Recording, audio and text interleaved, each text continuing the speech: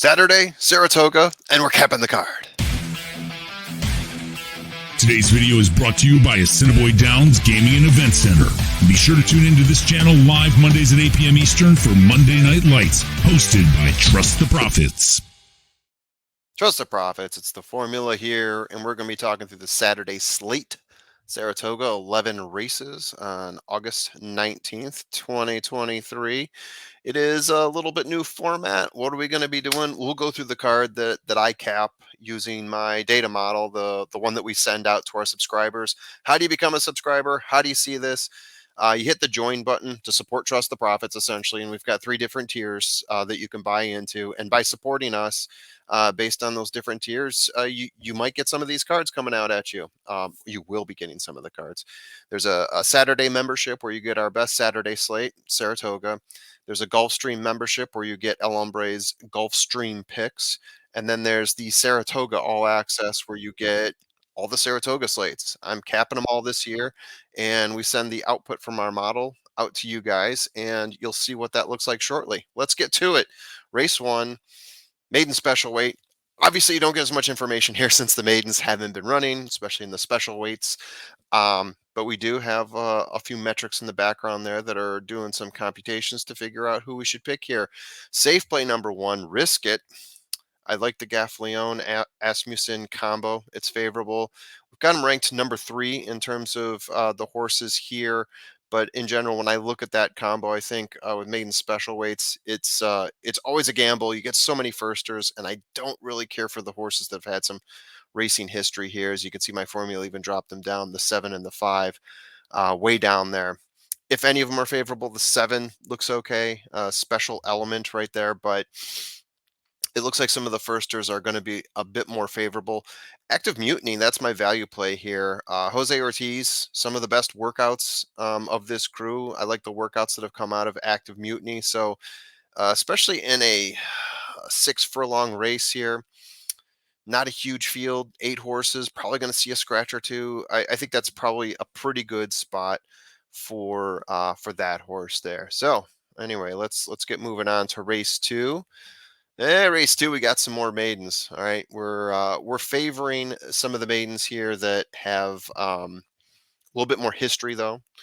And as you can see, this is a turf race, so there's a mix of horses that are going to be off turf only. Our top pick here, our safe play top pick, I should say, is Blast Furnace. Safe play Blast Furnace, the 8. Even though this horse is run in some shorter races, I'm favoring non-firsters here because of the distance, 8.5 furlongs. I do like Tyler G on turf. That's what you get with Blast Furnace. In terms of the numbers, he sits off the pace a little bit from what we've seen in the past. In the money half the time, not too shabby there. And the recent race values fairly good. So Blast Furnace, Tyler G, I'm going to go down that route. If it does go off turf, I've got the 14 ranked pretty high there, 5-2. But in terms of value plays, Dancing Groom. We do get a formula bump here, I note, because of the jockey trainer combo of Irad and Seno. And at 6-1, just a little bit better than Blast Furnace. In general, I feel like there's some pretty good value to be had in this race here if it goes to the formula. But of course, with what we're seeing at Saratoga lately, there could go off turf again. We hope that's not the case on Saturday. We hope to get some nice dry weather and hope that turf is hitting the feet just right. Race 3. All right, so we're getting past some of the maidens now. We are still on turf here. My Sweet Affair, the number 1 in terms of safe play at 7-2. Looking at a lot of green. Yes. So look at this race. If you look at the right, you can see what my pace numbers look like, my pace analysis. We look at the last 3 paces and the last pace, doing some computations there on where the horse was situated at different points in the race. And from what you saw in the last slide, there was a lot of red there, a little bit of blue. That means that the horses were sitting far off the pace. And here, when you see all this green, it either means they're pushing the pace or they're pace setters. And you've got a few horses here, 5 horses that stick out as being pace setters in their last race, per my formula, and 2 more that were pace pushers. So what do I like here about the one? I like the fact that with this many pace setters or pace pushers, this is one that's sort of sat off the pace a little bit, maybe a couple tiers back. I do also like the recent race value here, 12.9. That's pretty good. Um, and then median lengths of the last 5 races, -1, which means he was not that far back when the race finished. So I'm really liking my sweet affair here. And if you look at Little Prankster, if we're going off turf, I think Little Prankster is probably going to be a pretty good play. Digging deeper here, all right, digging deeper here to find some value. Like I mentioned before, if we're going to go with the value play 5, I know he's pretty far down on my list. There are a few portions of the formula that gave some favoritism to Gold Dagger, but what I want to call out here is that he's got some closing power. It is only a 5 furlong race, but with as many pace setters that we have in this race, at 10-1, Gold Dagger, um, deep closer might be popping out here. Could be an underneath play, could be a show, but 10-1 Golden Dagger. I'm kind of digging that here in race 3. Race 4. What we got going on here? Got a claiming race. Um, Handsome Cat at the very top there. That is my safe play. What you note here, the class drop value. So this is a horse that's dropping in class. Seeing that as being pretty favorable. We got a couple pace setters here. This is a horse that does sit a couple tiers back. Recent race value, you see negative for a lot of horses here, meaning that the value of the race that they were racing in, the class, was pretty low, and where they finished at the end of the race was probably pretty far back. That can give you a negative number in that rating there. But yeah, Handsome Cat in terms of power figures got my highest power figure by quite a bit. He's in the eights. The next horse is a 6.13, so got to go with Handsome Cat there. Value play, yeah, Ensing Parker.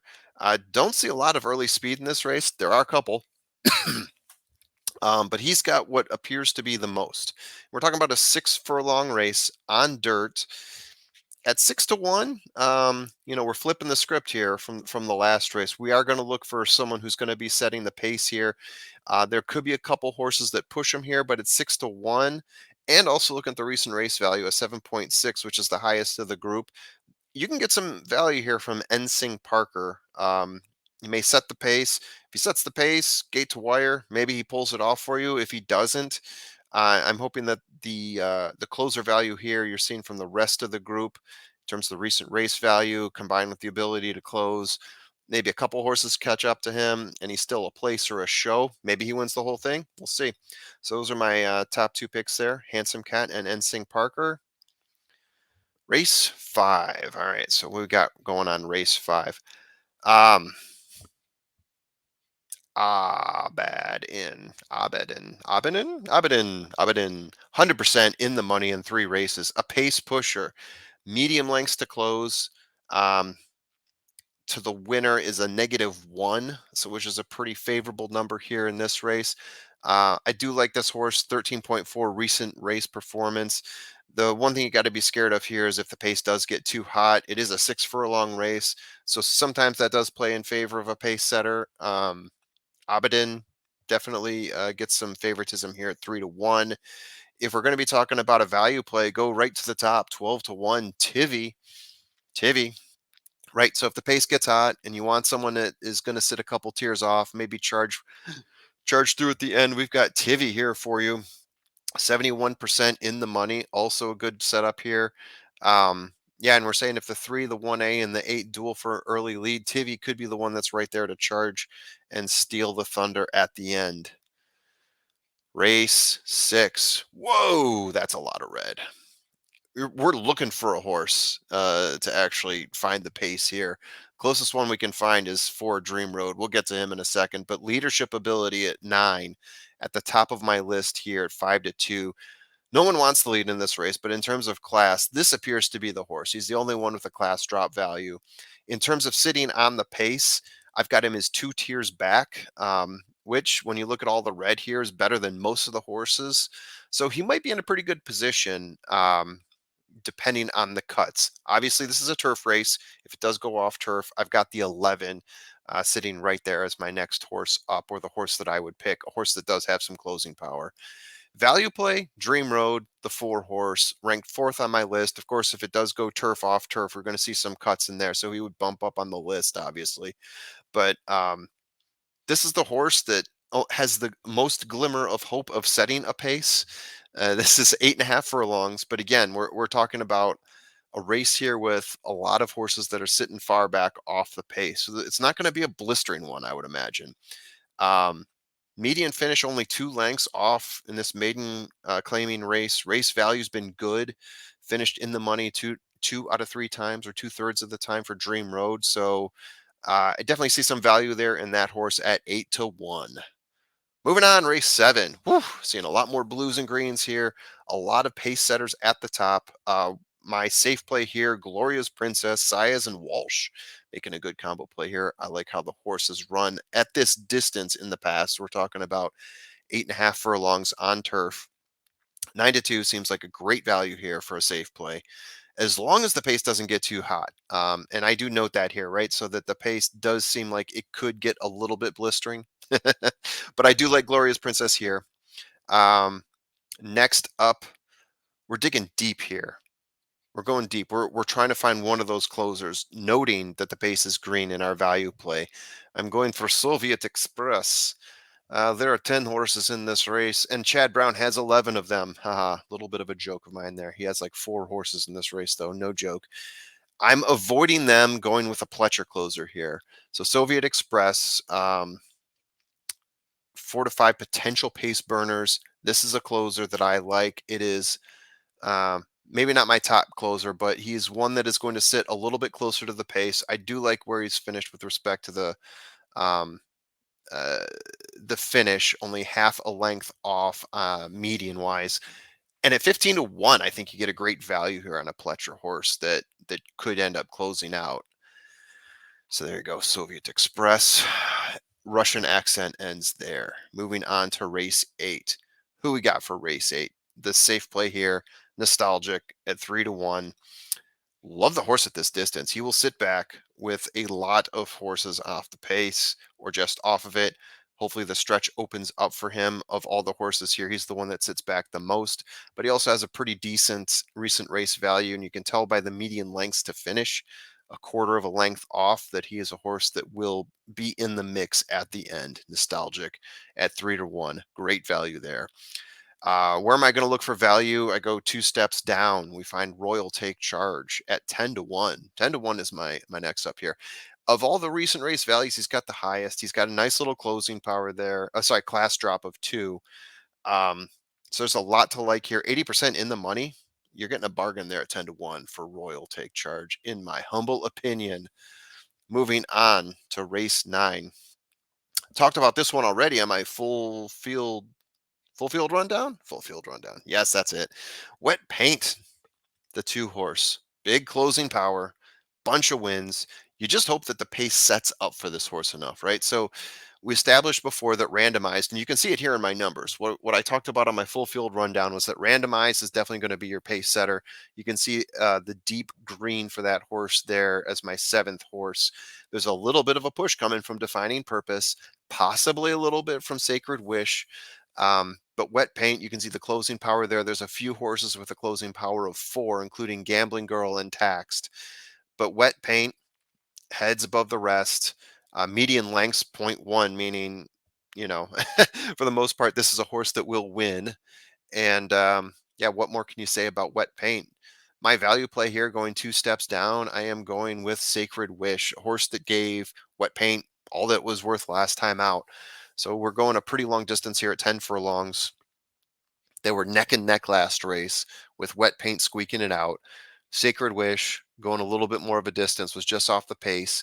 Again, if the pace doesn't set up to be wild and crazy, maybe you see Sacred Wish taking over in this one. 8-1. I feel like you get great value from a horse that was really hanging on to Wet Paint in her last race. Race 10. We're almost there, folks. We're almost there. Race 10. I do like Whisper Not, or the 13 horse if it goes off turf. But the 5, Whisper Not, I'm going down to my 3rd horse here. Why? With all the pace in this race, and again, you see tons of green here.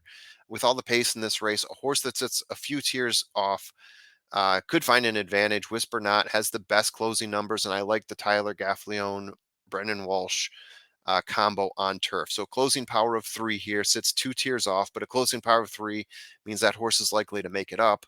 Median lengths to finish is 1.75, which is pretty solid. Yeah, I like the combo. I like Tyler Gaffalione. If you get a 9-2 with him on turf paired with Walsh, usually good things happen there. My value play, I'm going with an older horse here, one that really shot up my list with Rinaldi. Not thrilled with the pace setup, but I think that the mile suits Rinaldi quite a bit. Has performed well at Saratoga in the past. Granted, these are some old races, but in the last 4 races, won 3 of them. Pretty impressive. If Rinaldi can find his stride, I think there's definitely some value there in the horse that is 12-1. And finally, let's look at this last race here. We got a maiden claimer, 50K on turf currently. If it goes off turf, I'm going to say the 13, but sticking with the turf, I'm going to say the 10, Henson. Could see gate to wire here for Henson if things set up properly. Yeah, so if you look at the right here at the pace setup, last 3 paces, last pace was the pace setter. Class drop for Henson here as well. All my formulas are pretty much pointing to Henson right now. I could get a little bit rough with the horse after him, right for Mischief, but I think things are just setting up really well, especially at 5 furlongs. If you see a lone pace setter here, and I haven't flipped over my slides yet, there you go. Now you see it. Going back to this, so Henson, you can see all the green there on the right. Henson, class drop value of 1, very good, in the money, was 1 length off of his last race. I think everything's setting up here. You're not going to get a lot of value out of him. Where you can find some value, and this is a horse that's raced 11 times, but the 4 horse, her one and only, it took me a while to be able to break that name down. We've got ourselves a spell check horse here at 10-1, raced 11 times without a win, but also drop in class today, similar to Henson, ran in a same value race last time out. Potential pace pusher or pace setter, but for the most part, I'm expecting to sit off the pace. I do like her at this distance, or I do like her one and only at this distance. Been racing a lot of 8 furlong races. I think mixed in maybe an 8.5, dropping down to 6 and 5. Seen her one and only tire out at some of those longer distances, so maybe dropping down to a 5 here. It's going to suit her one and only, especially at a value of 10-1. You might be able to find it on that horse. That is what I have. What do you guys think of that? Do you like the format? Do you want to see more of this? Capping the card has worked before. Mixing it up a little bit here by showing you what we got in terms of the cards that we put out, the power figures. If you like it, hit the join button. See if it works for you. Again, we send out a lot of cards week to week. We're sending out 5 cards. 5 cards? Is that what it works out to? 5 cards for Saratoga at the price that we put out there. You break it down, it's actually pretty good value. Put a lot of work into it. But anyway, good luck to you at the races. Hope you guys had a good time, and thank you for watching. Hit the like.